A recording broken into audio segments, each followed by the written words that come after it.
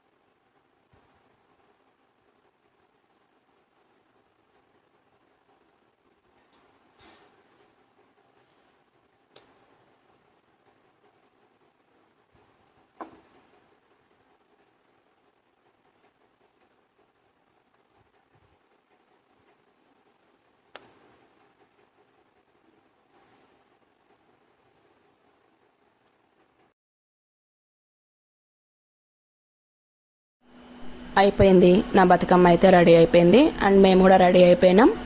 So ఇంకా ఆడటానికి వెళ్ళటమే మిగిలింది. సో అది కూడా చూసేసేయండి మేము ఎలా ఎంజాయ్ చేసినాం అనేది కూడా.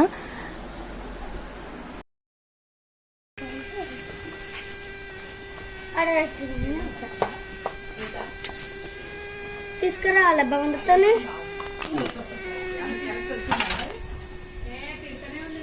ఇక్కడి నేను పోతున్నా. బాయ్. మమ్మీ లంచ్కి వచ్చిందా? Bye bye.